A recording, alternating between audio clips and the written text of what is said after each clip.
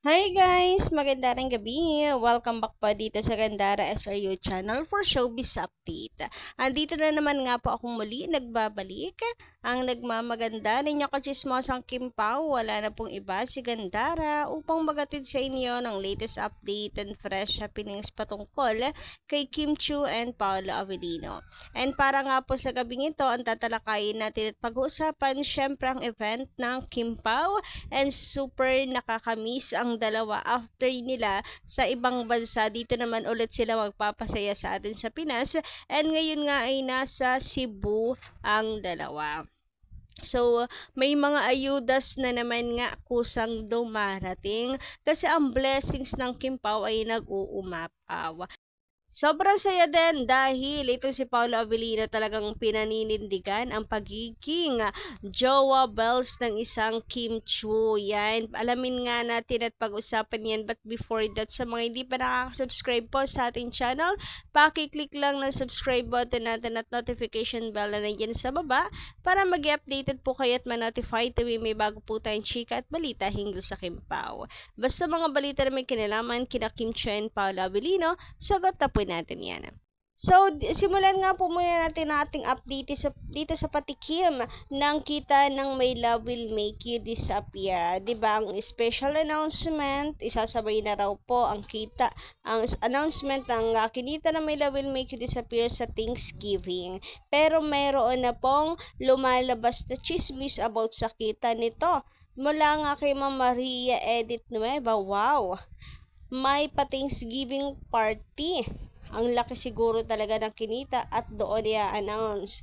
Grabe, excited na ako. Miss Gandara. Doon pala sa may pa-Thanksgiving, isa lang pong ibig sabihin yan na talaga pong kumita ang movie ng Kim Pao and they are so much so thankful sa mga files to the point na yung pag-iikot ng Kim Pao sa mga public screenings ay hindi po sapat.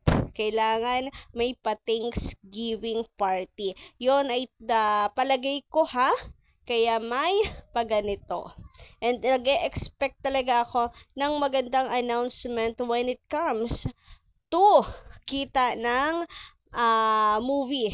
And alam nyo ba, may chismis nga lumabas na nabigla naman at binibigla naman talaga ang lahat dahil maraming hindi na po nag-expect na makaka 1 billion. Kasi enough na yung sakto lang, yung tama lang dahil petsa de peligro naman talaga yung araw po ng showing ng My Love Will Make You Disappear. Bukod sa daming gastusin, yung graduation, of course, panahon ng Holy Week. So, nasa bakasyon mga tao, the same time, walang time sa panonood ng sine. Kaya parang, kumbaga ay binabawasan na yung kanilang expectation. Pero grabe, binigla naman ang lahat nang bigla naman sa chika. Chika pa lang naman po ito. Naka 1B or almost 1B raw po ang kinita ng My Love Will Make You Disappear. And gusto kong maniwala dito kasi gusto kong ganyan nga. Sana po pagkaloob ng Diyos. Sana nga yan ang i-announce pagdating po ng Thanksgiving party. Dami pong nagko-comment sa atin. Kagaya ni Madam Merlita Aurea Rodriguez, naka 1 billion na daw yung kinita ng My Love Will Make You Disappear. O diba? Bongga? Sana po magdilang anghel at totoo talaga tong chismis na ating nasasagap. Pero usually naman ang chismis ng mga Kim Pao fans natin, 95% nagkakatotoo. I mean, yung kahit yung dilulo kasi natin kasama na doon sa chismis. Yung dilulo natin, nagkakatotoo, 'di ba? I mean, pagka meron tayong nasasoko, ay ano yan kasi ganto ganyan, talagang ano silang dalawa. Pero dilulo kasi natin 'yon. Pero, inaamin nila Kim and Paolo. Dumarating yung panahon, yung araw na naamin nila, which is, ang sarap sa pakiramdam na all this time, tama pala tayo. Kaya kumakapit ako ngayon sa chismis na to.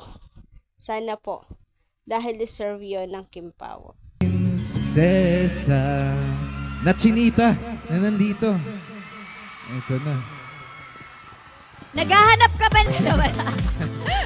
Naghahanap ka ba ng prinsesa? Kamusta? Kamusta? Hello, Paolo Avellino! Magandang hapon, Kim Chu! Everybody! Palampakan naman natin, Kim Pao! Yes, maayong hapon! Maayong hapon. Yes. Oy, alam na alam ni Paolo yung maayong hapon. So, ayan. Dito naman tayo sa ganap ng Kim Pao. Narinig niyo naman siguro, di ba? Prinsesa na Chinita. Grabe nga naman yan. Pinagsisigawan na ni Paolo Avellino kung sino ang prinsesa ng buhay niya. Huy, grabe nga naman. Hindi. Grabe nga naman pagkadilulo. Pero, grabe din talaga kasi yung pag-level up ni Paolo Avellino, super vocal na talaga siya, and I don't think so pang promo pa rin ito sa love team nilang dalawa kasi sabi nga niya tandem sila. Mas malalim yun for me, ha? Hindi naman nila kinakailangan mag-promo. Yung presence pa lang nila, 'di ba? Naglalakad pa nga lang sila. Kailangan pa ba ng promo doon? Eh grabe, nabibingi na nga ako sa tilian ng mga fans. Wala pa silang ginagawa niyan, honey. Hindi pa nga magka-holding hands. Walang promong ginagawa pero naglalakad lang. Kahit tagong-tago pa, kahit nakamask pa yung dalawa. Ang tilian ng mga tao, hindi na magkamayaw. So, sige nga, sabihin nyo sa akin, kailangan pa ba ng promo? Hindi na kailangan. So, tama nga si Paolo Avellino when it comes to Kim Chu, hindi niya pinefake. Pupunta si Ate J, Kimi. Kim ako hindi. May pasok ako sa work. Melody? Anyway, credit po pala sa may-ari ng videos na to na talaga naman pong nag-effort para po makalapit ng husto kina Kim and Paolo. And eto na nga po sa lahat po ng mga videos, maraming salamat. Marami po kayong napapasaya na Kim Pao fans. And eto na nga, kung makikita niyo sabay silang pumunta. Sabay po sila dyan sa Cebu. Unlike dun sa iba na kapag wala namang label, kanya-kanya nang punta. Ay, andito na si ano, nauna na. Sunod, ay, nandito na rin si ano. Sabay, bale, ganon yung eksena. Pero ang Kim Pao, magkasama silang dalawa. Pwera na lang kung si Kimi ay may ganap pa like sa Showtime. Minsan nauuna si Pao. Pero minsan lang yun mangyari. Usually, lagi silang magkasabay, magkasama. And ano yung palagay niyo bakit ganoon? Kasi 'di ba, pinag-uusapan nga natin na ang Kim Pao is real even in real life. Yes. So may Kim Pao talaga. Eto, sa mga ganyan, pinaninindigan ni Paolo Avellino si Kim. Paano natin masabi? Kasi pwede naman ngang lagi na lang mauna si Pao, lagi na lang huli si Kim, or mauna si Kim, mauna si Pao, pero hindi. Lagi silang magkasama. Magkita na lang doon sa, sa stage. Parang ganoon. Pero hindi Lagi sila pong magkasama. So, wala pong pagtatago. Tulad ng sinasabi natin, wala namang restrictions sa dalawa. They are not secret naman, just private, para walang nanghihimasok ng toxic people. Ganun pa man, nandyan yung paninindigan ni Pao kay Kim. Di ba nga? Si Paolo Avellino ngayon lang yan, nagkakaganyan. And ang pogi ni Paolo, tinan niya naman yung suot na ni Paolo, napaka-presentable. Ngayon lang yan. Dati kahit po may promo, kung ano na lang ang masuot. Pero ngayon, pinaghahandaan. Iba talaga yung effect ni Kim Chu. Na may Kim Chu sa buhay niya ngayon. Nagigets nyo ba? And bakit nagkakaroon ng effect si Paolo kay Kim?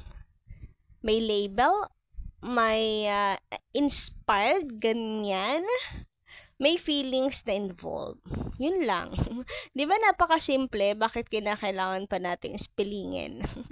Anyway, sabi naman dito ni Madam Army Alcantara, okay na po yun. Magandang gabi, shoutout po sa inyo ha. About naman to sa serye ng Kim Pao, na tulad ng nababalitaan natin ay magkakatotoo na. Yes, may nilulutong bagong project for Kim Pao. And eto nga, just like Coco Martin shows, may question ba na laging si Coco sa prime time? May mga ano po kasi na Kim Pao na naman, katapusan ng project, Kim Pao na naman. So, wala naman dapat question, just like Coco Martin. Sinasabi nga, paano naman ibang artista pwede naman kumuha, di ba? May mga katrabaho naman si Kim and Paulo doon. Hindi naman si Kim and Paulo lang. Right? Dami nilang katrabaho. So, mabibigyan niya iba ng trabaho.